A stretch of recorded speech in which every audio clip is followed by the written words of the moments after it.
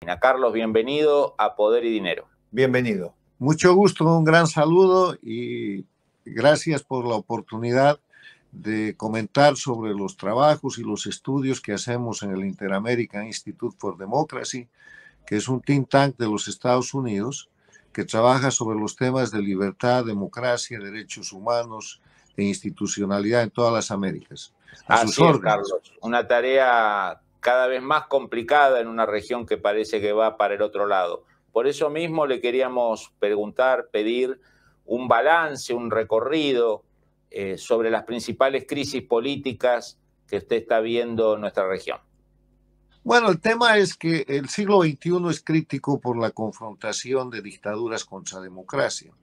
Al empezar el siglo teníamos solo una dictadura, la de Cuba, y con la influencia y el salvataje que le dio Hugo Chávez a Fidel Castro, crearon un movimiento populista bolivariano que se convirtió en el socialismo del siglo XXI o el castrochavismo, y que con la muerte muy oportuna de Chávez, que señala todo a una acción de parte de la dictadura cubana contra la salud y la vida de Chávez, Cuba se quedó de jefe de ese proyecto y hoy día es la dictadura jefe que ha convertido a Venezuela en su plataforma principal y que ha expandido las dictaduras a Nicaragua y Bolivia. En su momento estuvieron en el Ecuador con COSEA, pero que además en la región tiene una suerte de gobiernos en los que controlan e influyen, que se llaman gobiernos paradictatoriales en países democráticos. Por ejemplo, en el México, López Obrador es un gobierno pro-castrochavista, ha llegado incluso a condecorar al dictador Díaz-Canel, está contratando médicos esclavos y dando todo tipo de asistencia y cobertura a la dictadura cubana. También encubre a la dictadura venezolana, a cuyo dictador buscado con 15 millones de dólares por su captura internacionalmente, ha recibido con alfombra roja y como si fuera un dignatario de Estado.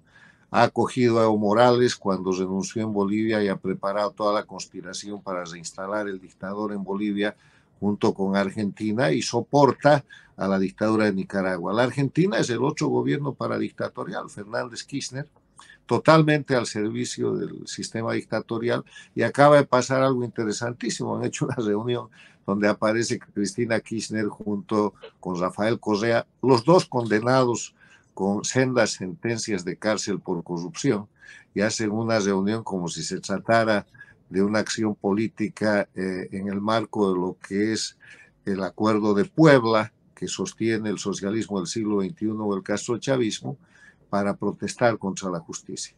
Otros gobiernos de ese tipo son el de Colombia con Petro, que está tratando de destrozar la democracia en Colombia, pero resiste, y el gobierno de Lula, que ha vuelto a tomar el poder después de haber sido condenado o estado en la cárcel por corrupción, por el famoso tema del lavallato. Con una cuestión formal han anulado obrados y él ha podido volver a ser candidato y ha ganado la elección. Pero no hay que olvidar que Lula es el constructor y el fundador del Foro de Sao Paulo junto con Fidel Castro el año 1991, y que después forman el gran trípode para la expansión de las dictaduras con Castro, Lula y Hugo Chávez, que era el que ponía el capital inicial. O sea, la situación en la región es álgida. Ahora mismo en el Ecuador está en curso un proceso de desestabilización muy serio contra el presidente Lasso, maniobrado por estas fuerzas. El Perú resiste en medio de una acción continua de golpe de Estado y de ataque del castrochavismo a la institucionalidad peruana, después de que fue cesado como presidente por el golpe de Estado que dio el expresidente Castillo. Y en Chile tenemos un escenario interesante en el cual ha sufrido dos grandes derrotas el gobierno de Boric. La primera en septiembre del año pasado, cuando trataban de imponer una constitución de plurinacional, copia de la boliviana y de la venezolana, y Chile dijo no, con cerca del 64% de votación popular. Aunque ahora están reintentando hacer una nueva constituyente, el otro problema que ha tenido Boric es que él trataba de generar un cambio positivo para tener dinero para su denominado plan de gobierno, y la Cámara de Diputados se lo ha rechazado y él no puede presentar eso hasta dentro de un año. O sea, la situación, para resumirla, es la del reflejo de la confrontación de dictaduras contra democracias, que está acrecentada con lo que es la guerra de invasión de Rusia contra Ucrania, porque esa guerra no es la tercera guerra mundial, pero sí es la primera guerra global, porque abarca todo el mundo y las dictaduras están alineadas junto con Rusia. Acabamos de ver la visita del dictador chino, que es una dictadura comunista, está apoyada por la dictadura de Irán, que es una dictadura teocrática, y las dictaduras de América Latina, Cuba, Venezuela, Bolivia y Nicaragua también la apoyan. Entonces, en ese sentido, se ha exacerbado la confrontación de dictaduras contra democracias y hay un ambiente de tensión importante en los países con democracia en América Latina. Carlos, de este balance, la verdad, alarmante que usted nos brinda, ¿cuál es el papel del que tendría que ser el aliado, el respaldo a los movimientos por la libertad, por la democracia, por los derechos humanos, que debería ser Estados Unidos como principal potencia hemisférica, principal potencia mundial? Uno no ve, digamos, uno ve que todas estas conspiraciones o golpes de Estado o retrocesos democráticos, hay actores externos que respaldan esas desestabilizaciones. En vez de los sectores liberales, los sectores de centro derecha de América Latina, parecen no tener respaldo internacional, ¿no? Es un juego muy asimétrico. Mire, lo primero que hay que aclarar que esta lucha no es ideológica. Es equivocado decir que esta es la izquierda contra la derecha, porque las dictaduras no son izquierdas, son crimen organizado. Si usted se fija en Cuba, Venezuela, Bolivia y Nicaragua, los regímenes que detentan el poder en estos países los han convertido en narcoestados. Manejan el gobierno, detentan el poder a través de terrorismo de Estado, que es la comisión diaria de crímenes para infundir miedo en la población de manera que la población asuma conductas que de otra forma no serían posibles. Cometen todos los crímenes posibles, tienen presos políticos, tienen exilio político, persiguen, manipulan el sistema judicial y todos los sistemas del Estado. O sea, eso no es política y no es izquierda, eso es crimen organizado transnacional, que es el crimen organizado contra la libertad y la democracia. Hecha esa aclaración, yo creo que además de Estados Unidos, lo que hay que poner es la vista en los países con democracia. Los países con democracia son todos los países en las Américas, Canadá, Estados Unidos, México, en Centroamérica todos menos Cuba y Nicaragua, en América del Sur todos menos Bolivia y Venezuela, que son países que tienen obligaciones jurídicas internacionales, por ejemplo, de respetar la Carta Democrática Interamericana, que proclama en su artículo primero que la democracia es un derecho de los pueblos y que los gobiernos tienen la obligación de promoverla y defenderla. O el tema este que ya se ha empezado a aplicar, pero todavía lentamente, que es el Estatuto de Roma, que es el soporte jurídico del Tribunal Penal Internacional, que acaba de decretar la detención de Putin en el caso de la invasión de Rusia a Ucrania, pero que no actúa de la misma manera rápida con lo que son las masacres, las violaciones de derechos humanos diarias, los presos políticos por las dictaduras de Cuba, Venezuela, Bolivia y Nicaragua. Hay un proceso de investigación en ese tribunal contra el dictador venezolano, pero está muy demorado. El otro tema es poner en aplicación la Convención de Palermo contra el crimen organizado transnacional. Estados Unidos lo ha hecho, hay una orden de captura internacional con 15 millones de dólares de recompensa para agarrar al jefe del cartel de los soles, que es un cartel de narcotraficantes que se llama Nicolás Maduro y que es el dictador en ejercicio de Venezuela. Pero si todos los países tuvieran acciones positivas de defensa de la democracia, acciones políticas como por ejemplo suspender las relaciones internacionales. Acaba de producirse el ridículo de que la dictadura de Nicaragua ha roto relaciones con el Vaticano. Debería ser exactamente al revés. Los países democráticos no deberían tener relaciones con las dictaduras de crimen organizado porque los están poniendo en nivel político a los criminales. Los países con democracia no pueden mantener relaciones internacionales con grupos criminales que detentan el poder en Cuba, Venezuela, Bolivia y Nicaragua, reconociéndoles un estatus internacional que no les corresponde. Hay que aplicar la Convención de Palermo, no las disposiciones internacionales sobre relaciones con un Estado democrático. Y así sucesivamente. O sea que ayudaría a que Estados Unidos avance en lo que es una política de Estado respecto a América Latina y que las cosas no cambien cuando cambian los poderes dentro de la democracia americana, pero hay que mirar, además de Estados Unidos, la responsabilidad del resto de los países de América y del mundo. Europa ha sido muy tolerante con las dictaduras, sigue apoyando a Cuba, sigue haciendo grandes negocios con Venezuela, la política exterior incluso de la Unión Europea no ha pasado de declaraciones y tienen obligaciones jurídicas internacionales. Santiago, tenías una pregunta. Profesor, primero quiero, antes que preguntarle, quiero confesarle mi admiración por la tarea que hace en defensa de los valores y de la democracia en la región. Y aparte por hacerlo con tanta convicción y con tanto entusiasmo. Quiero transmitir mi sincera admiración y aliento de continuar por ese camino. Así es. No obstante, usted sabe que sin ser un desalmado financista me toca ocuparme de los temas de análisis económico y no me puedo olvidar, le quiero plantear lo siguiente, ¿no? A la luz de todo lo que usted ha desarrollado, el panorama que dio, aparte le quiero agradecer porque impresionante, Fabián, el panorama que nos ha regalado a la audiencia y a nosotros el doctor Sánchez Berzaín hace un momento. Pero a ver, vamos a lo concreto que quería preguntar. Un presidente argentino, al momento de recuperar la democracia, por eso lo tomo, porque justamente se recuperaban los valores de la democracia y de todo lo que nosotros hoy queremos instalar en la región y no lo tenemos, dijo, con la democracia se come, se educa, bueno, concretamente, pero en forma permanente, bueno, lamentablemente es uno de los países que más está fracasando en la región, el caso argentino, pero se dice, bueno, al final lo que tenemos, estamos celebrando 40 años de democracia, gracias a Dios, profesor, pero con un avance espantoso de la pobreza, con fracaso. Yo diría, no hay ninguna dimensión de la vida humana en la cual no estemos fracasando como país. Entonces yo me pregunto, ¿no? En el caso del liderazgo de los Estados Unidos, ¿qué es lo que echamos de menos en la región? Porque un panorama como el que usted planteó, es imposible, digamos, que se haya podido desarrollar semejante avance,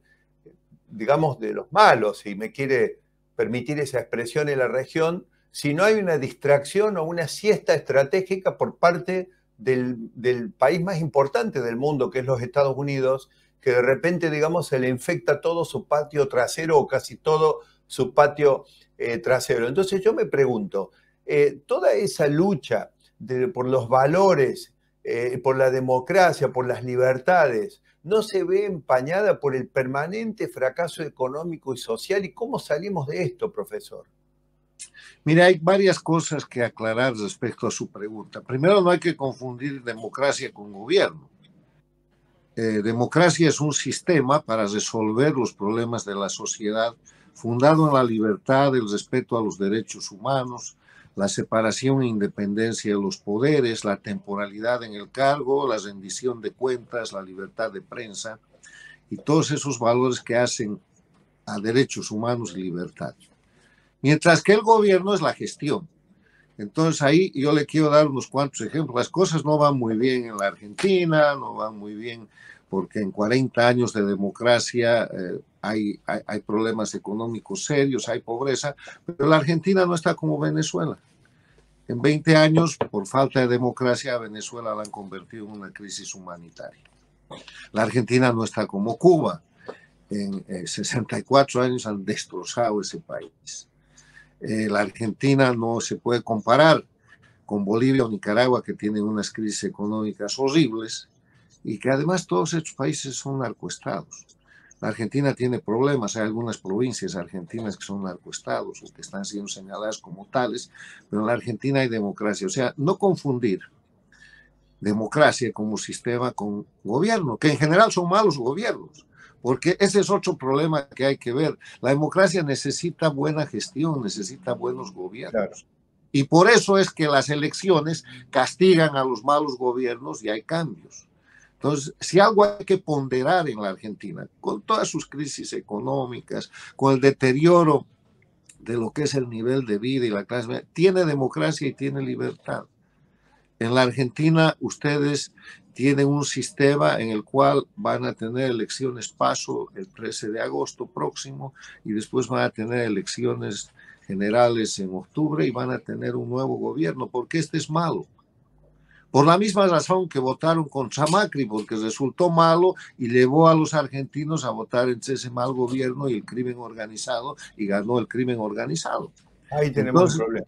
mucho ojo con el tema de no confundir democracia con gobierno. Y el problema en América Latina es que hay malos gobiernos y mecanismos deficientes todavía para controlar los malos gobiernos. Una de las propuestas que yo tengo, por ejemplo, para mejorar la democracia en América Latina es pasar del presidencialismo al parlamentarismo, como los países de Europa, porque permite la representación pluralista que hay hoy día en la mayoría de los países de Latinoamérica, elecciones con 15 partidos, con 20 partidos, las PASO en la Argentina van a tener una docena de candidatos, y además permite que cuando un gobierno es malo se lo cambias rápidamente y cuando es bueno puede permanecer sin necesidad de ser dictadura. Es un tema en discusión. Y el otro es la dolarización, que es muy importante sobre todo para la Argentina. Yo creo que la crisis económica de la Argentina se resolvería grande y rápidamente dolarizando el país. Mire, Ecuador es un país dolarizado y la dolarización le ha agregado estabilidad, le ha agregado soporte democrático, pero además le ha agregado libertad económica. ¿Sabe por qué? Porque lo primero que hace el proceso de dolarización es permitir que el ahorro interno se sincere. En la Argentina hay mucho dinero, sí, pero hay mucha desconfianza. Mientras el blue está en 400 y el dólar oficial casi en la cuarta parte, la gente donde tiene sus ahorros debajo del colchón. Si usted dolariza mañana en Miami, Argentina, lo que va a pasar es que el ahorro va a salir a la calle. ¿Perdón? Carlos, lo queríamos llevar en este tramo final. Entonces, no he terminado esta respuesta. Adelante. Esa era la parte, adelante. Esa era la parte, que está en Miami. La pausa del café, adelante. Esa era la parte de no confundir gobierno con democracia.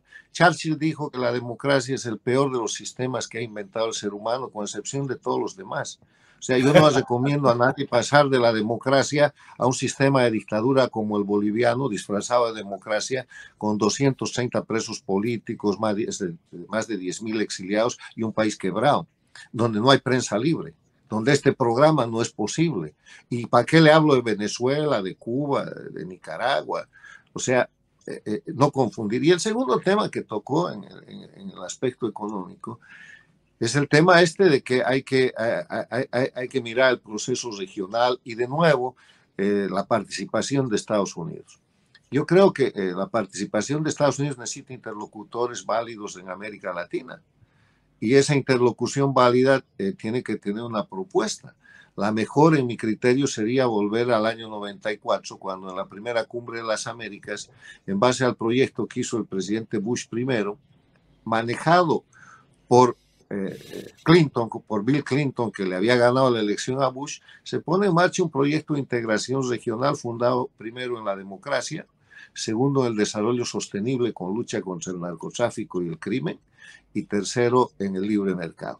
Eso iba bien hasta que incluso se firmó la Carta Democrática Interamericana el 11 de septiembre del 2001, pero ese mismo día se producían los atentados terroristas contra Estados Unidos en el territorio americano. Y esos atentados han tenido como efecto una variación de la política exterior norteamericana que ha llevado a esta situación que ustedes dicen y que ha supuesto dejarle el campo libre al castrochavismo para que penetre en los países y en los gobiernos de América Latina. Hay que tener conciencia de eso, pero hay que tener conciencia también de que hay países como Ecuador, de la mano del presidente Lenín Moreno, que han salido de la dictadura.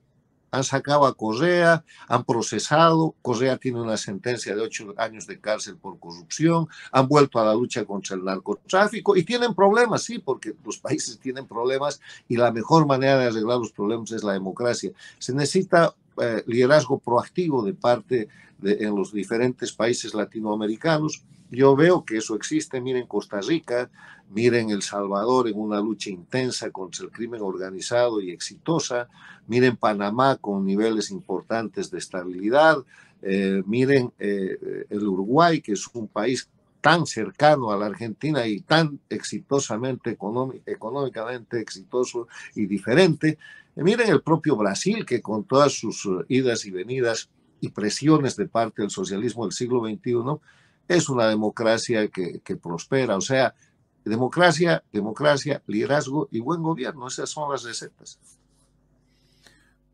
Carlos, nos queda menos de 2 minutos, sabemos que está muy ocupado en una reunión muy importante que está desarrollando su instituto, pero queríamos algunas palabras que nos explique qué está pasando económicamente en Bolivia, que era supuestamente un espacio de estabilidad macroeconómica que parece quedar atrás.